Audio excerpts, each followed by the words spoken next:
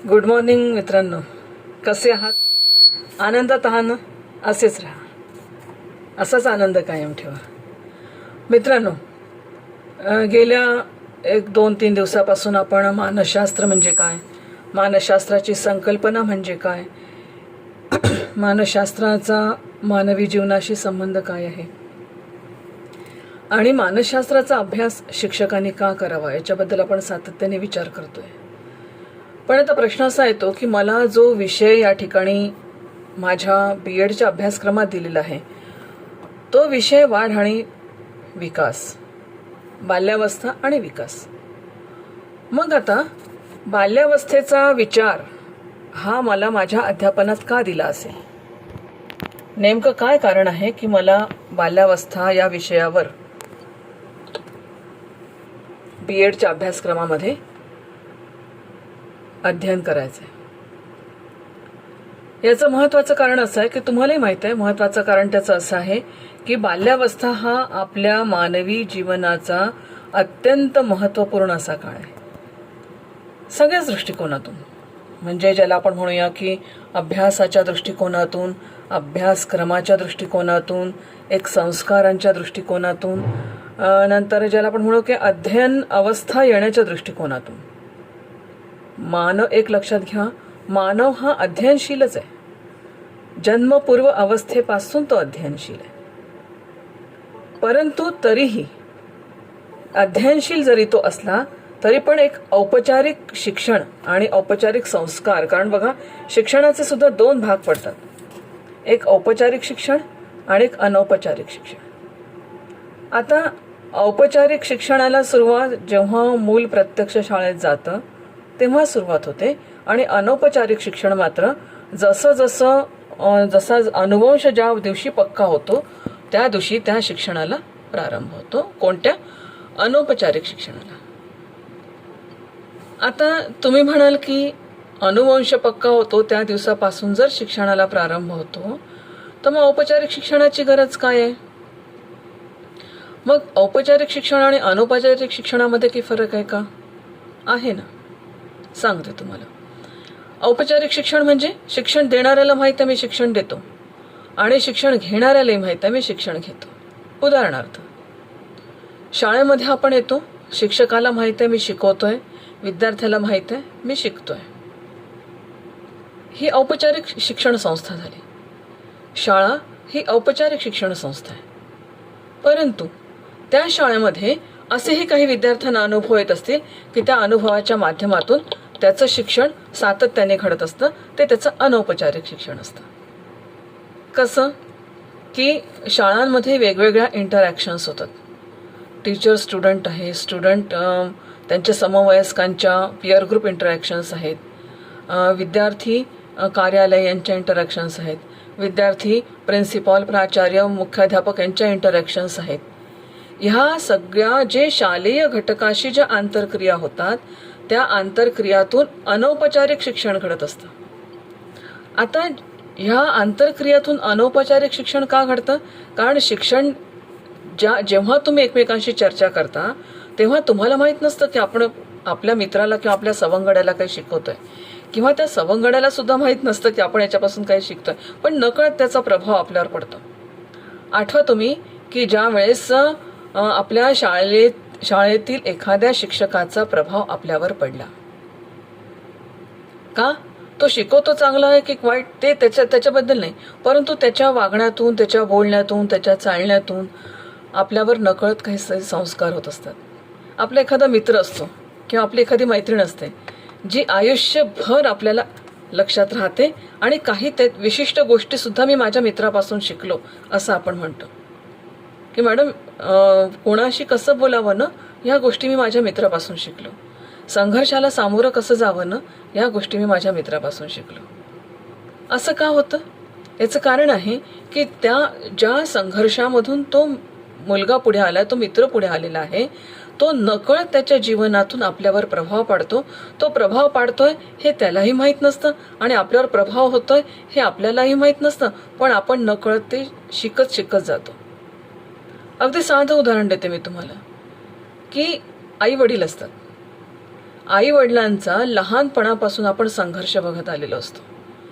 कधी आनंदाचे क्षण असतात, कधी कुटुंबामध्ये दुःखाचे प्रसंग येतात, कधी वादविवादांचे प्रसंग येतात, कधी एकमेकांशी कोणाचं पटत नाही, घरामध्ये भावाभावांचं पटत नाही, मोठ्या लोकांचं एकमेकांशी पटत नाही.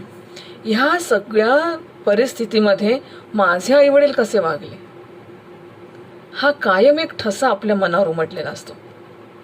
आणि ज्या पद्धतीने माझे आईवडील वागलेले असतात त्याच पद्धतीने मी आयुष्यभर वागण्याचा प्रयत्न करतो. कारण तसे सिमिलर प्रसंग जेव्हा माझ्या आयुष्यात येतात तेव्हा त्या घटनांना जे मी रिॲक्ट करते ती ह्याच पद्धतीने करते ज्या पद्धतीने माझ्या आईवडिलांनी केलं होतं.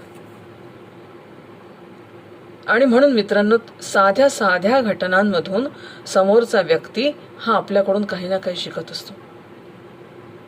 एवढा जरी भाग लक्षात आपण ठेवला ना तरी पण एक लक्षात येईल की आपलं 24 तासाचं जे पूर्ण आपला दिनक्रम आहे हा टीचिंग लर्निंगच्या दृष्टिकोनातून अत्यंत महत्त्वाचा आहे. प्रत्येक क्षणाला आपण शिकत असतो आणि प्रत्येक क्षणाला आपल्याकडून कोणीतरी शिकत असतं. दोन्ही गोष्टी. आता हा जर विचार केला तर मग लक्षात येईल की बाल्यावस्था ही किती महत्त्वाची अवस्था आहे. हे औपचारिक आणि अनौपचारिक दोन्ही शिक्षण, जरी शैक्षणिक संस्था या औपचारिक शिक्षण संस्था असल्या तरी त्याही ठिकाणी अनौपचारिक शिक्षण होतं, तिथेही अनौपचारिक शिक्षण होतं. शिक्षक विद्यार्थ्यांशी बोलतात कसे, नकळत आता तुम्ही टीचर्स ट्रेनिंगमध्ये आहात, एक तुम्ही शिकता आहात की शिक्षक कसं व्हावं. आता ह्या याच्यामध्ये न कळत संस्कार तुमच्या मनावर होतात आहेत की ॲज अ टीचर मला जर त्या साच्यामध्ये टाकलेलं आहे, BEdच्या साच्यामध्ये जर मला टाकलं आहे तर ॲज अ टीचर मी कसं प्रेझेंटेबल असायला हवं किंवा मी कशा पद्धतीने माझ्या स्टुडंट्सशी बिहेव करायला हवं, मी कशा पद्धतीने माझ्या आजूबाजूच्या परिसराशी ॲज अ टीचर बिहेव करायला हवं. ह्या सगळ्या गोष्टी नकळत आपण त्यातून शिकत असतो. म्हणून शिक्षण संस्था या जरी औपचारिक शिक्षण संस्था असल्या तरीही त्या कधी कधी अनौपचारिक सुद्धा घडतात. कुटुंबाचं तसंच आहे. कुटुंब ही अनौपचारिक शिक्षणाची पाठशाळा आहे. म्हणजे घरच्या लोकांना माहीत नाही मी संस्कार करतो आणि ज्याच्यावर संस्कार होतात आहेत त्यालाही माहीत नाही की नकळत माझ्यावर संस्कार होतात आहेत. आणि मूल हे अनुकरणातून जास्त शिकतं. बघा तुम्ही, जसे आई वडील बोलतील तसं मूल बोलायला लागतं, जसे आई वडील वागतील तसं मूल वागायला लागतं. घरातलं जर चांगलं वातावरण असेल तर नकळत मूल ते ॲडॉप्ट करायला लागतं. घरातलं वातावरण भांडकुदळ असेल असं असेल तर ते मूलसुद्धा भांडायला लागतं. मी काही क्लिप पाहिल्यात याच्यावर, काही यूट्यूबवर म्हणा किंवा फेसबुकवर म्हणा. एक छोटी मुलगी आपल्या आईशी बोलते, तो चुप बरं, माझं डोकं नको सटकव. आईला ती म्हणते तू माझं डोकं नको सटकव, तो माझ्या डोक्याला शॉर्ट लागतो बरं का. आई म्हणते म्हणजे काय गं, तुझं डोकं नको सटकव म्हणजे काय, ते मला माहीत नाही, तू माझं डोकं सटकवू नकोस. आणि आई वडिलांना त्या गोष्टीचं भूषण वाटलं आणि आई वडिलांनी त्याची व्हिडिओ क्लिप केली. ती प्रचंड व्हायरल झाली, प्रचंड व्हायरल झाली. योग्य आहे असं वाटतं तुम्हाला? हे का घडलं?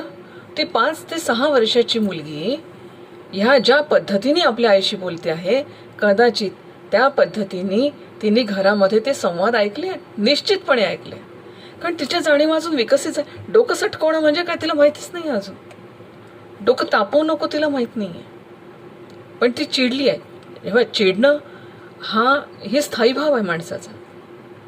पण तो त्याचं प्रेझेंटेशन जे होतं ना, चिडण्याचं प्रेझेंटेशन, हे प्रेझेंटेशन कुठेतरी विवेकबुद्धी जागृत झाल्याशिवाय योग्य होत नाही. चिडण्याचं प्रेझेंटेशन सुद्धा योग्य असावं लागतं. मला संताप आला असेल त्याचं प्रेझेंटेशन योग्य असावं लागतं. पण त्या मुलीचं प्रेझेंटेशन योग्य नव्हतं. याचं महत्त्वाचं कारण तिने ते प्रेझेंटेशन घरात कुठेतरी बघितलेलं आहे आणि त्याचं अनुकरण ती करते. मग लहान मूल जर अनुकरणातून शिकत असेल तर विद्यार्थी मित्रांनो, शिक्षक म्हणून, आई वडील म्हणून, घरातले ज्येष्ठ श्रेष्ठ म्हणून आपल्यावर केवढी मोठी जबाबदारी असते हा विचार करा. आणि हे लर्निंग सातत्याने सुरू असतं, सातत्याने सुरू असतं. वाढ हा नैसर्गिक नियमानुसार होईल, शरीराची वाढ. जेवढी झाली आहे तेवढीच होणार आहे. जेवढी व्हायची आहे तेवढीच होणार आहे. फार तर आता नवीन शोध लागले म्हणून काहीतरी वेगळे प्रोटीन्स इंजेक्शन्स घेऊन काहीतरी वेगळं होईल, ती घटना निराळी आहे. जशी व्हायची तशीच होणार आहे आणि ती निसर्ग नियमानुसारच होणार आहे. परंतु विकास, ती संकल्पना, त्याला विकास कशाला म्हणायचा? मग आता ह्या शिक्षणातून जर विकास घडायचा असेल तर त्याच्या दृष्टीने बाल्यावस्था ही अत्यंत महत्त्वाची अवस्था आहे. मग आता या दोनही ज्या संस्था आहे, शिक्षण संस्था, औपचारिक आणि अनौपचारिक. आता अनौपचारिक मध्ये जसं कुटुंब येतं ना विद्यार्थी मित्रांनो, तसं समाज पण येतो. समाजामधल्या रूढी, परंपरा, आचार, विचार, नियम, नीतिमत्ता, तत्वज्ञान ह्या सगळ्या गोष्टी मूल आपल्या परिसरातून नकळत घेत असतो आणि हे घेऊन तो आपल्या जीवनामध्ये त्याला फॉलो करतो आणि त्याच परंपरा मग अनेक काळपर्यंत या समाजावर अधिराज्य करत असतात. कधी कधी त्या परंपरांना अर्थही नसतो. एक तुम्हाला मी मजेशीर गोष्ट सांगते. कोणता समाज मला माहीत नाही, पण एक खेडा आहे, खेड्याचं नावही मला माहीत नाही. त्या खेड्यामध्ये मी लग्नाला गेले होते. आता नाव नाही सांगू शकत कारण की काही गोष्टी प्रगट असतात, त्या आपण बोलू नाही शकत. त्या खेड्यामध्ये मी लग्नाला गेले. आता तिथे लग्नाला गेली तर तिथे एक म्हणजे रूढी परंपरा कशा बनत जातात आणि त्याचा बेस काय असतो. तर तिथे अशी एक पद्धत होती की कोंबडं झाकायचं, ते कोंबडं झाकल्याशिवाय लग्न लावायचं नाही, म्हणजे मंगलाष्टकं म्हणायचे नाही. आता मला, आणि ते कोंबडं कोणी झाकायचं तर म्हणे म्हातारीनेच झाकायचं. घरामध्ये जी ज्येष्ठ म्हातारी आजी असेल त्या आजीनीच ते कोंबडं झाकायचं. मग त्या आजीनी ते मंगलाष्टकं पण ऐकायचे नाही. तिने त्या खोलीमध्ये जायचं, ते कोंबडं झाकायचं आणि ते झाकलेल्या आणि त्या खोलीमध्ये एक टोपलं आंब्याचं ठेवायचं. आंब्याचं टोपलं, मग ते कोणताही सीझन असू देत, आंब्याचं टोपलं ठेवायचं आणि त्या आंब्याच्या टोपलं ठेवल्यानंतर दुसरं टोपलं कोंबड्याचं ठेवायचं आणि त्याच्या खाली ते कोंबडं झाकायचं. ते कोंबडं झाकलं की आजीनी बाहेर येऊन सांगायचं की कोंबडं झाकलं बरं का, मंगलाष्टकाला सुरुवात करा. आता मला कळे ना की हे काय आहे. मी थोडासा शोध घेतला. तिथे ज्या आजीनी ते कोंबडं झाकलं, तर थोडंसं कसं आपल्यातली शिक्षिका जागृत होते की असं काय ही पद्धती असेल, काय याच्यामध्ये मागे अर्थ आहे. मग मी त्या आजीला विचारलं, आजी हे काय आहे? तर म्हणे, बा ही खूप भयानक प्रथा आहे. बाई म्हणे, तुम्हाला शहरातल्या बायांनी या साऱ्या गोष्टी नाही कळायच्या. म्हटलं, आजी सांगा तर खरी काय आहे. मग म्हटलं, का हो, आता उन्हाळा आहे म्हणून तुम्हाला आंबे मिळाले, तुम्ही हिवाळ्यात काय करता? आता काय करतो म्हणे, बाई हिवाळ्यात आंबे भेटले तर ठीक, नाही भेटले तर मातीचे बनवतो आणि टोपल्यात टाकतो. गावात कोंबडं नाही मिळालं तर एखादी आजी कोंबड्याला घाबरते. मग नाही मिळालं तर काय करायचं?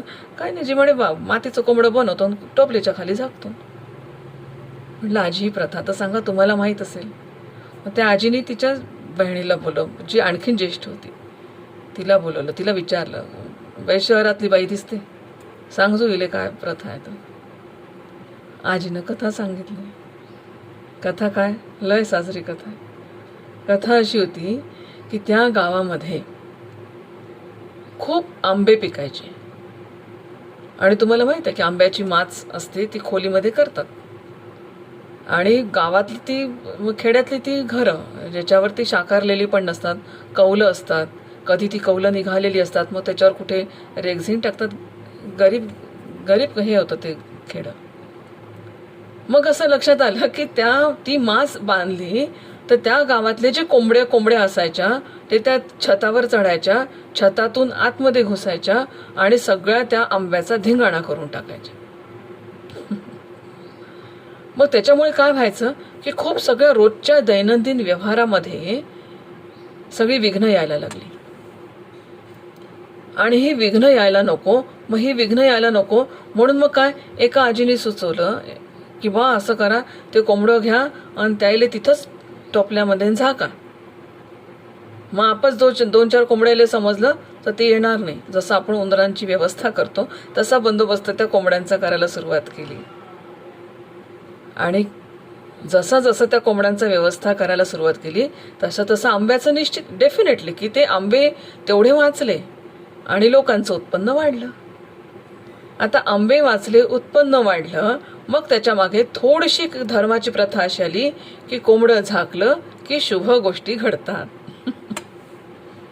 मग आता लग्न कार्य हे शुभ आहे. आणि हिंमत कोणाची होत नव्हती म्हणून आजीला पाठवलं, म्हणून आजही आजी त्या गावामध्ये खोलीत जाते, कोंबडं झाकते, त्याच्यानंतर ते लग्न लागतात. कारण आता संसार सुखाचा व्हायचा असेल तर उत्पन्न आर्थिक व्यवस्था चांगली असायला पाहिजे जोडप्याची. मग ही आर्थिक व्यवस्था जर चांगली व्हायची असेल तर कोंबडं झाकावं लागेल. कोंबडं झाकल्याशिवाय आंब्याचं उत्पन्न वाढणार नाही. आंब्याचं उत्पन्न वाढलं नाही तर घरात पैसा येणार नाही.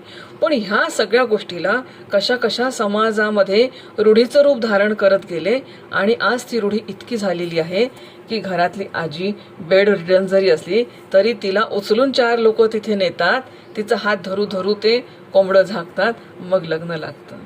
मित्रांनो, रूढी या अशा बनत जातात. आज आपण महामानव बाबासाहेब आंबेडकर यांची जयंती साजरी करतोय. ज्या रूढींवर, ज्या जाचक रूढींवर आघात केला बाबासाहेबांनी, ह्या जाचक रूढी अशा बनत जातात.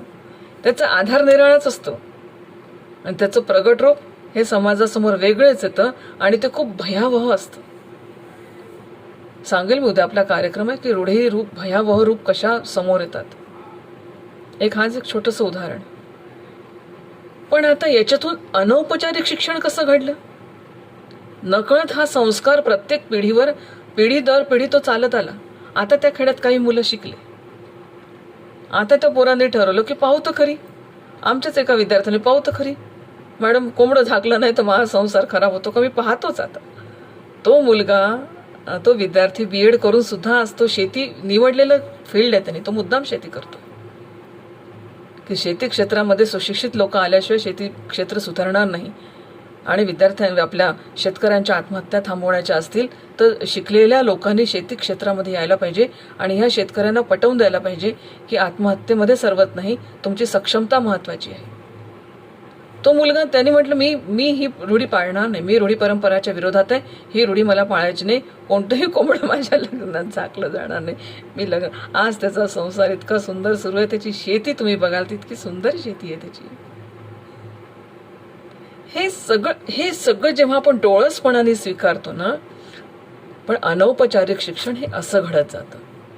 आपोआप ते संस्कार मनावर ठसतात आणि व्यक्ती त्याच्यानुसार आपलं वर्तन आणि वर्तनाचा प्रकार, बिहेवियर पॅटर्न तसा ठरवत जातो. आता हा सगळा विचार केला तर कुटुंब, समाज हा सुद्धा अनौपचारिक शिक्षणाचा एक फार मोठा सोर्स आहे. म्हणून कुटुंब, समाज, शाळा. बरं, कुटुंब सुद्धा कधी कधी औपचारिक ठरतं बरं का. कारण आई जेव्हा जाणीवपूर्वक मुलाला चांगले संस्कार देते त्या क्षणाला ती औपचारिक शिक्षण संस्था असते. चांगल्या चांगल्या स्टोरीज आपण मुलांना सांगतो, लहान मुलांना छोट्या छोट्या स्टोरीज सांगून त्यांच्याकडून चांगले चांगले कामं, चांगल्या चांगल्या गोष्टी आपण करून देतो. दरवेळेस प्रलोभन दाखवणं योग्य नाही आहे की तू असं चांगलं केलं ना तुला एक चॉकलेट देईल, तू असं कर तुला मी बक्षीस देईल. बक्षीसं अचिव्हमेंट करता ठीक आहे, अचिव्हमेंट तुमचे चांगल्या अचिव्हमेंट्स आहे, गोष्ट ठीक आहे. परंतु जेव्हा जेव्हा ह्या गोष्टी आपण मुद्दाम ठसवतो मुलांच्या मनामध्ये, तेव्हा तेव्हा ती गोष्ट औपचारिक स्वरूपाचं रूप धारण करते. म्हणून म्हटलं जातं की आजी आजोबा हे आपल्या घरातलं खूप मोठं संस्कार केंद्र आहे. त्यांना आपल्या वृद्धाश्रमात नेऊ नका. आई वडील फार मोठं सोर्स आहे, संस्कार केंद्र, खूप मोठं संस्कार केंद्र आहे. तुम्ही सगळे होणारे पालक आहात आता, आणि तुमच्यापैकी सगळ्यांनाच मी म्हणते, मुलीसुद्धा आल्या त्याच्यामध्ये. तुम्हाला सगळ्यांना नोकऱ्या करायच्या आहेत, घरामध्ये छोटी मुलं राहणार आहेत, घरामध्ये इतरसुद्धा मुलं राहणार आहेत. ह्या सगळ्यांवर संस्कार करणारा घटक म्हणजे आपले आईवडील असतात, हे विसरू नका. फार मोठं संस्कार केंद्र आहे ते, आणि हे संस्कार केंद्र आपण जिवंत ठेवलं पाहिजे, हे संस्कार केंद्र आपण राखलं पाहिजे. हे राखत नाही म्हणून वृद्धाश्रमांची संख्या वाढते. मुलीला वाटतं माझ्या आईवडिलांना वृद्धाश्रमात का टाकलं, तीच मुलगी आपल्या सासू सासऱ्यांना जेव्हा वृद्धाश्रमात टाकते तेव्हा कसं खूप खूप प्रश्न असे अनुत्तरित असतात, पण हे नकळत संस्कार होत राहतात. आज आपले आईवडील ज्या पद्धतीने आपल्या आजी आजोबांशी वागत असतील त्याच पद्धतीने त्यांच्याही म्हातारपणी आपण त्यांच्याशी वागणार हे नक्की आहे, कुठे ना कुठे हे नक्की आहे. म्हणून आज प्रत्येकाशी वर्तन करत असताना मानसशास्त्र हे वर्तनाचं शास्त्र म्हणूनच शिकायचं. प्रत्येकाशी जे आपण वर्तन करतो ते वर्तन करताना त्या ठिकाणी जर मी असती तर मला काय वाटलं असतं, मला काय फिलिंग झालं असतं, हा साधा विचार जरी आपण त्या ठिकाणी केला ना तरी पण निश्चितपणे प्रत्येकाचं वर्तन सुधारत जाईल, प्रत्येकाचं वर्तन सुधारत जाईल. Because every person is a unique creation of God. प्रत्येक व्यक्ती युनिक क्रिएशन आहे, एक व्यक्ती दुसऱ्यासारखा नसेल. म्हणून हे वर्तन प्रकार स्वतःला स्वतःची मानसिकता लक्षात घेऊन जेव्हा करायचे असतात, ठरवायचे असतात, तेव्हा हा आजूबाजूचा परिसर हा अत्यंत महत्त्वपूर्ण सोर्स आहे आपल्या या शिक्षणाचा. आता ह्या दृष्टीने विचार केला तर एक संकल्पना येते की वाढ म्हणजे काय आणि विकास म्हणजे काय. कारण हे सगळं शिकत असताना माणसाचा विकास होतो आणि वाढ तर निसर्गानुसार होतच राहते. वाढ हा शब्द तुमच्या शारीरिक घटकांशी निगडित आहे. जो मोजता येतो, उंचीत किती, इंचात किती, फुटात किती, उंची 5 फूट, वजन किती, म्हणजे एक इतकी छान तुम्ही जर असं डोळसपणे या जगाकडे पाहिलं ना, इतकं आनंदाने जगता येतं. मला आठवतं जेव्हा मला नोकरी लागली, सांगण्यासारखी गोष्ट नाही पण तरी नोकरी जेव्हा लागली तेव्हा माझ्या आजोबांना खूप काळजी होती माझी. आजोबा म्हणायचे, आता इथे आपल्याकडे बाई म्हणतात लाडाने मुलीला, नातीला, बाई तू एवढीशी, ऐकतील का पोरं तुझे? आजोबा पाहू ना काय होईल, तर नाही ऐकलं तर पाहू काय करायचं. पण असं जेव्हा यायचं तेव्हा माझे आजोबाच मला म्हणायचे, जाऊ दे, तुझी उंची छोटी आहे ना, बौद्धिक उंची वाढव तुझी, कधीच स्वतःला कमी लेखू नकोस. एक छोटं वाक्य असतं माहिती आहे का, आयुष्यामध्ये एक छोटं वाक्य असतं, पण ते गोष्ट आपल्या जीवनाचा फार मोठा टर्निंग पॉइंट होतो आणि तिथून विकासाला प्रारंभ होतो. आणि म्हणून वाढ हा जरी मोजता येत असेल, पॅरामीटर्स असतात, त्याची उंची असते, वजन असतं, काही फळ वाढतं, त्याचा आकार वाढतो, आकार असतं, ह्या सगळ्या गोष्टी आपल्याला मोजता येतील, विकास नाही मोजता येत. कारण ह्या वाढीसोबत जेव्हा अध्ययनाची जोड येते तेव्हा विकासाला प्रारंभ होतो. लहान मूल शरीराने वाढेल, अनुवंश जेव्हा हेरिडिटी अँड एन्व्हायरमेंट आपण जेव्हा शिकू तेव्हा लक्षात येईल की अशी कितीतरी उदाहरणं आपल्याला पाहायला मिळतात की जनावरांच्या संपर्कामध्ये लहानाचं मोठं झाले, असे म्हणजे प्रयोग केलेत मानसशास्त्रज्ञांनी. 2 जुळी बालकं एक चांगल्या कुटुंबात ठेवलं आणि एक जंगलामध्ये नेऊन ठेवलं. जंगलात जे गेलं ते जनावरांची भाषा शिकलं, घरात जे होतं ते माणसांची भाषा शिकलं. म्हणून या ज्या परिसरामध्ये आपण राहतोय, ज्या परिसरामध्ये आपण शिक्षण घेतोय, ते औपचारिक असेल आणि अनौपचारिक दोन्हीही दृष्टिकोनातून शिक्षण घेतो. म्हणजे काय होतं, अध्ययन वारंवार आपलं अध्ययन होत जातं आणि या अध्ययनातून आपल्या वर्तनमध्ये सातत्याने परिवर्तन होत असतात. जो मी काल होतो तो मी आज नसतो, आणि जो मी आज असेल, जो मी आज आहे तो उद्या राहीलच असंही नाही. हे परिवर्तन सातत्याने होत असतं. काल कदाचित मी अत्यंत दुर्मुखलेला असेल, परंतु आज कुठेतरी मी सकाळ झाली आणि मी मनाशी संकल्प घेऊन उठलो, काल गुढीपाडवा झाला ना, एक संकल्प घेऊन उठलो की आता मला इथून माझ्या प्रगतीचाच विचार करायचा आहे, माझ्या कुटुंबाच्याच प्रगतीचा विचार करायचा आहे. आणि जसं मी हा संकल्प घेऊन उठलो तसं एक नवीन ऊर्जा मला जाणवली आणि ह्या ऊर्जेने आज माझं विश्वच बदलून गेलं. आज बाबासाहेब आंबेडकरांच्या जयंतीच्या दिवशी जर मी एखादा संकल्प करत असेल की मी वाचनाने माझ्या मनामध्ये एक चांगल्या पद्धतीचा विचार माझ्या मनामध्ये रुजवेल आणि त्याच्यानुरूप आचरण करेल, हा विचार मला अत्यंत ऊर्जा देणारा ठरू शकतो आणि लगेच त्या क्षणापासून माझं आयुष्य बदलायला सुरुवात होऊ शकते. म्हणून एक स्फुल्लिंग मनामध्ये जागृत झालं तर त्यातून काय घडू शकेल हे आपण सांगू नाही शकत. म्हणून एक क्षण फार महत्वाचा आहे. हा क्षण जर आपल्या आयुष्यात आला तर विकासच विकास आहे, नाही तर मग फक्त वाढ. शरीर वाढतं, बुद्धी नाही वाढत. पण विकास घडवून आणायचा असेल म्हणून आमच्या तुकोबारायांनी म्हटलं, देवाची ये द्वारी उभा क्षण भरी, तेणे मुक्तिचारी साधियेला. एकच क्षण असतो जो क्षण त्या क्षणाला व्यक्तीचा माणूस बनतो, माणसाचा शिक्षक बनतो. ज्या क्षणाला स्त्रीच्या गळ्यात माळ पडते ती सौभाग्यवती म्हणून गणल्या जाते. एका क्षणापूर्वी कुमारी वसुधा होती, आता सौवसुधा झाली. आतापर्यंत फक्त पत्नी होती, एका क्षणात बाळाचा जन्म झाल्याबरोबर ती आई झाली. तो एकच क्षण असतो माणसाच्या आयुष्यामध्ये महत्वाचा, जो माणसाच्या विकासाला कारणीभूत ठरतो आणि एक जीवनदृष्टी माणसाची बदलवून टाकतो. आणि ही जीवनदृष्टी बनली आणि ही जीवनदृष्टी सकारात्मक झाली की मग तिथून खऱ्या अर्थाने विकासाला प्रारंभ होतो. मग आता मूल बाल्यावस्थेत असतं. या बाल्यावस्थेत किती महत्त्वाच्या गोष्टी त्याच्या औपचारिक आणि अनौपचारिक शिक्षणाच्या दृष्टीने महत्त्वाच्या असतात, लक्षात घ्या. म्हणून हा वाढ महत्त्वाचा आहे शारीरिक दृष्टिकोनातून. कसा? योग्य डाएट.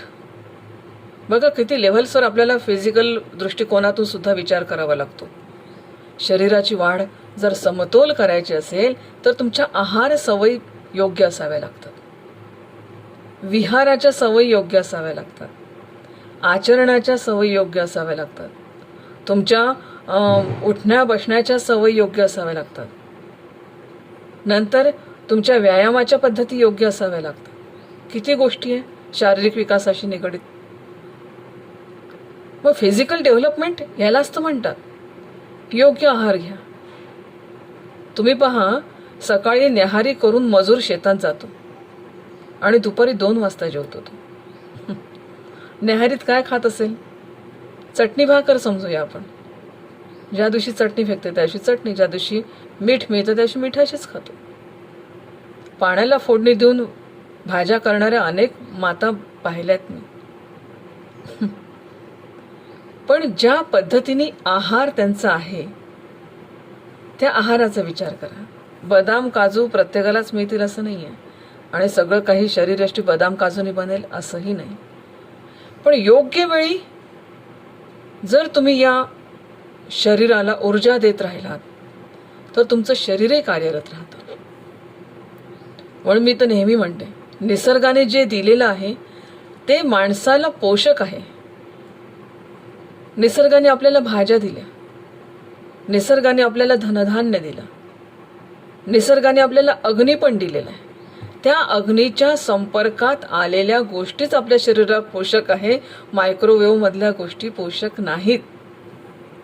मायक्रोवेव्ह मध्ये सगळं त्याच्यातलं सत्व ओढून जातं आणि मग ते आपण खातो गरम करून आणि त्याच्यामध्ये आम्हाला धन्यता वाटते. चुलीवरचा स्वयंपाक का चांगला वाटतो आपल्याला? चुलीवरचं वरण मला फार आवडतं. चुलीवरचं वरण, चुलीवरची भाकरी, सकाळीची वेळ आहे छान सुंदर भरीत बेसन चुलीवरचं, छान त्या पाट्यावर रगडलेला ठेचा, हे सगळं आपल्याला का आवडतं? कारण ते निसर्गाने दिलेलं आहे. निसर्गाने दिलेलं निसर्गाच्याच पद्धतीने आपण त्याचा उपयोग करतोय. म्हणून मग या शारीरिक विकासामध्ये त्या मुलांनी काय जेवावं? तुम्ही बर्गर पिझ्झा लहानपणापासून मुलांना देता. बर्गर पिझ्झाने शरीराची वाढ होईल का? जे आर्टिफिशियली मेड आहे, त्याच्यामध्ये काय काय प्रिझर्वेटिव्स टाकलेले आहेत. त्या प्रिझर्वेटिव्समध्ये केमिकल्स आहेत आणि त्याच्यामध्ये आम्ही म्हणतो माझ्या मुलाला न डॉमिनोज शिवाय जमतच नाही आणि तो एक स्टेटस सिम्बॉल करून टाकलाय. त्याला न सँडविच शिवाय जमत नाही. अरे सँडविच हे आमचं फूड नाही आहे. माझ्या भारतामध्ये सँडविच नाही चालत. माझ्या भारतात चालतं थालीपीठ, भाकरी, मस्त कांद्याचं थालीपीठ, त्याच्यात कोथिंबीर छान, आणखीन तुमच्याकडे असलेल्या भाज्या शिजवा, त्याच्यात मिसळा. मुलाला सांगा हे होममेड पिझ्झा आहे, होममेड पिझ्झा आहे. साबुदाणा खाऊ घालतो आपण, साबुदाण्याची उसळ फार आवडते. म्हणजे मॅनमेड साबुदाणा पहा तुम्ही, प्रोसेस पहा त्याची काय आहे. साबुदाणा बनवण्याची खायची इच्छा नाही होणार. शारीरिक विकासामध्ये काय खातोय मी, शरीराला कशाची गरज आहे. शरीराला 4 ठाव अन्नाची गरज असते.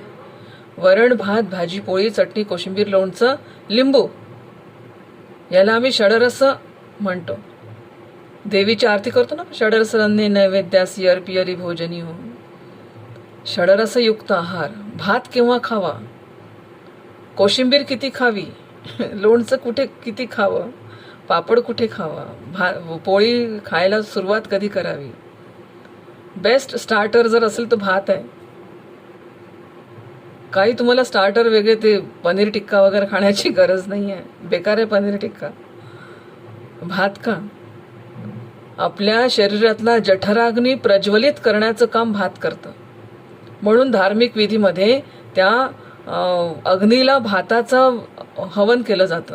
वैश्वदेव म्हणतात, भाताचं वैश्वदेव. तूप आणि भात, तूप नसेल मिळत, भातात तेल मिसळून खा, जठराग्नी मस्त प्रज्वलित होतो, दन्न भूक लागते. आणि मग त्याच्यानंतर तुम्ही वरण, पोळी, चटणी, कोशिंबीर, चटणी एवढीच, कोशिंबीरी तेवढीच, लिंबू त्याच्यामध्ये. आता तर लिंबाचं महत्त्व खूप आहे कोरोना काळामध्ये, हे तर पूर्वीच सांगून ठेवलं आपल्या लोकांनी.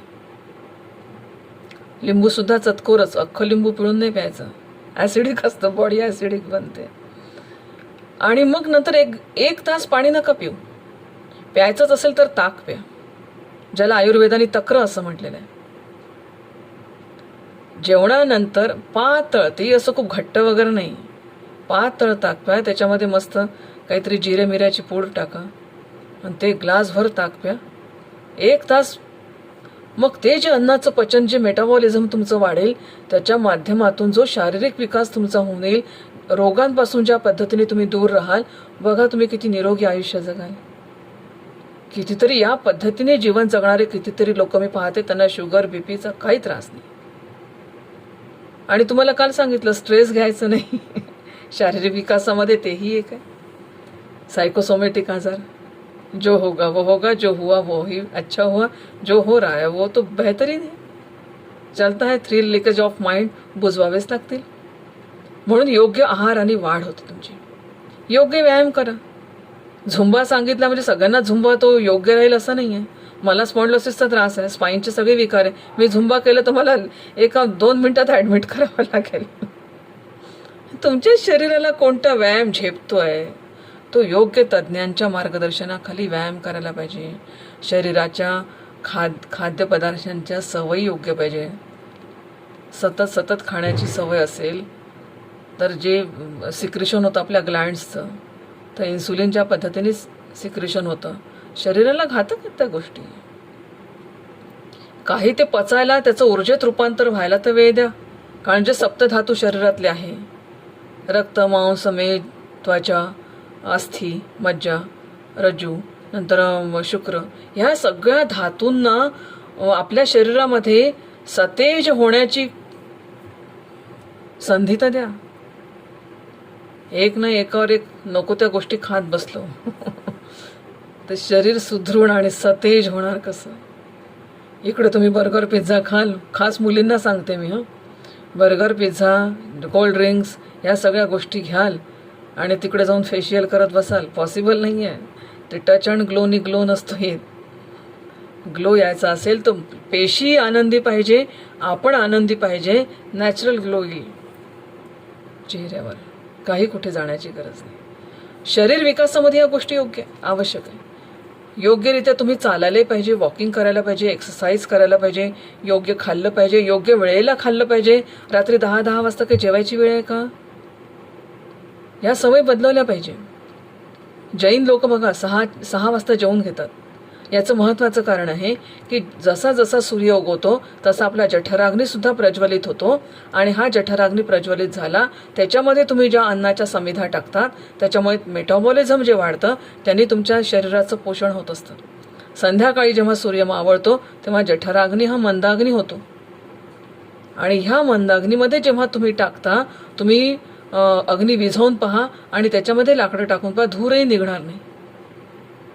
मग ते अन्न पडून राहतं, सडतं, कुजतं. त्याच्यामधून शरीरामध्ये सगळे टॉक्सिन्स तयार होतात, प्रकृती बिघडते. बस 7-7:30 भोजनाची वेळ आहे, त्याच्यानंतर नाही. आणि त्याच्यानंतर हा 12 तासाचं फास्टिंग खूप गरजेचं आहे. कारण 8-8 तासाचे जर आपण स्पॅन केले तर 8 तास पूर्ण जेवा, 8 तास विश्रांती द्या, त्याला पचण्याची शरीर ताकद द्या, आणि उरलेले 8 तास हे उत्सर्जनाची क्रिया शरीरात सुरू असते. मग त्या उत्सर्जनाला काही तर तुम्ही वेळ द्याल. तुम्ही रात्री 12-12 वाजता, अभ्यास आहे म्हणून हॉस्टेलमध्ये राहणाऱ्या मुलांचं वैशिष्ट्य आहे, अभ्यास चालू असतो, रात्री 12-1 वाजता निघतात, कुठेतरी चौकामध्ये पोहे चालू असतात, पोहे खाऊन येते. अरे ती वेळ नाही ना बेटा जेवणाची. या शरीराला काही उत्सर्जनाची वेळ तर द्याल. ते 8 तास तुम्हाला द्यावे लागतात. म्हणून सगळेजण डायटिशियन्स सांगतात की 12 तासाचं फास्टिंग इज कंपल्सरी. संध्याकाळी 7:30ला 7:30पर्यंत जेवून सकाळी 7:30पर्यंत काहीच जेवू नका. दिस इज फास्टिंग. उपास तापास खूप करण्याची गरज नसते. हा सगळा विचार तुमच्या शारीरिक वाढीशी निगडित आहे. आता हे सगळे शारीरिक वाढीशी निगडित असणारे संस्कार तुम्ही बालकाला लहानपणापासून देणं गरजेचं आहे ना, कारण खाद्य सवयी सुद्धा लहानपणापासून विकसित होतात. म्हणून या लहानपणापासून या सवयी मुलांना लावणं गरजेचं आहे. याच्यात त्याचा वाढ होतो. कारण बालवय हे वाढीच्या दृष्टिकोनातून सगळे शरीरातले धातूंचा विकासाचा पाया येतो. हाडं मजबूत होतील, मेद बनण्याची जी क्षमता आहे शरीराची ती नियंत्रित होईल, अस्थी नियंत्रित होतील, अस्थींचा विकास चांगला होईल, आपल्यामध्ये मज्जा संस्था आहे ती चांगली होईल, शुक्रधातूंचा एक पाया त्या ठिकाणी बनेल. म्हणजे सप्तधातूच्या दृष्टिकोनातून शरीराचा विचार केला तर निश्चितपणे शरीर बळकट व्हायला ह्याच वयामध्ये प्रारंभ होतो. म्हणून शारीरिक विकासाच्या दृष्टिकोनातून बाल्यावस्था ही अत्यंत महत्त्वाची आहे. आता वाढीच्या आता विकासाच्या दृष्टिकोनातून अध्ययनाचे स्फुल्लिंग याच वयात तयार होतात. आता अध्ययनाचे स्फुल्लिंग म्हणजे काय, तर एक संस्कारांचा एक भाग, तुम्ही एक सुंदर उदाहरण विवेकानंदांनी दिलंय, एक सुंदर दृष्टांत दिलेला आहे की एक शांत डोह आहे, तुम्ही त्या डोहाच्या ठिकाणी बसलेले आहात आणि विचार करता करता करता एक छोटा गोटा उचलला, त्या डोहामध्ये टाकला. काय घडतं, त्या डोहामध्ये घडतं की एक छोटासा तरंग उठतो आणि तो तरंग हळूहळू हळू मोठा होत जातो आणि मोठा झालेला तरंग हा पूर्ण डोह व्यापून घेतो. आणि हा डोह व्यापला की संपूर्ण डोहामध्ये आपल्याला तरंगच तरंग दिसायला लागतात, आणि तो मूळ तरंग कुठेतरी लोप पावलेला असतो आणि आता त्या तरंगाची जागा मोठ्या तरंगाने घेतलेली असते. बाल्यावस्था हा छोटा तरंग आहे, आणि या छोट्या तरंगामध्ये तुम्ही जे जे संस्कार त्याच्यामध्ये टाकाल ते संस्कार जसं जसं त्याच्या जाणीवा विकसित होईल, जसं जसं त्याचं वय वाढेल, जसं जसं त्याची आकलन क्षमता वाढेल, तसं तसं ते संपूर्ण त्याचं जीवन व्यापून घेतं. बाल्यावस्था म्हणून महत्त्वाची आहे, अध्ययनशील अवस्था आहे. म्हणून पहा तुम्ही, पाठांतर बाल्यावस्थेत छान होतं, अभ्यास बाल्यावस्थेत चांगला होतो. आपल्याला आजही आपल्या लहानपणच्या कविता आठवतात. लाडकी बाहुली होती माझी एक, मिळणार तशी ना शोधुनी दुसऱ्या लाख, किती गोरी गोरी गाल गुलाबाचं फुलले, अन ओठ असे की आताच खुदकन हसले, गाई पाण्यावर काय म्हणून आल्या काग, आजही आठवतात. पोपटा पोपटा बोलतोस गोड, पण झालास रोड, खाना जरा पेरूची फोड, भाऊ भाऊ बोलतोस गोड, भाऊ भाऊ रानात जाईन, फळे खाईन, डहाळीवर बसून झोके घेईल. त्या वयात मानसिक स्वातंत्र्याचं महत्त्व आपण त्या मुलाला सांगतो आहोत. किती छान आहे या गोष्टी. खवडक खवडक घोडोबा, घोड्यावर बसले लाडोबा, लाडोबाचा लाड करतंय कोण, आजी आजोबा मावश्या दोन. कुटुंब व्यवस्था शिकवली मुलांना, आजी आजोबा शिकवले, मावशी शिकवली, त्यांचं प्रेम शिकवलं, तू लाडोबा आहेस, तू किती छान आहे हे त्याला शिकवलं. सॉलोमन ग्रँडीने शिकवलं. Solomon Grundy born on Monday, christian on Tuesday. मित्रांनो, तुमचं व्हॅलेंटाईन डे आला की मला सॉलोमन ग्रँडीच आठवतो. कोणते कोणते दिवस असतात, मग ब्रेकअप डे पण असतो तुमचा. सॉलोमन ग्रँडी शिकवण्यापेक्षा खबडक खबडक गोडोबा किती सुंदर आहे. चिवचिव चिमणी गाते गोड गाणी, बांधले घरटे झाले उलटे, पडले पिलू रडते नीलू, नीलूनी हात लावला पिलूनी हात चावला, नीलू लागली रडायला, आई लागली समजवायला, आईने दिला लाडू, लाडू गेला पोटात, हसू आले ओठात. म्हणजे काय करायचं, हसायचं. म्हणजे आयुष्यात कितीही संकट आली तरी ज्या क्षणाला केवळ आईचं नाव मनात येतं त्या क्षणाला ओठावर हसू आल्याशिवाय राहत नाही. किती छान, किती सुंदर संस्कार आहेत हे मुलांना. बाल्यावस्था किती सुंदर आहे. ह्या दृष्टिकोनातून बाल्यावस्थेचं महत्त्व अतिशय महत्त्वाचं आहे.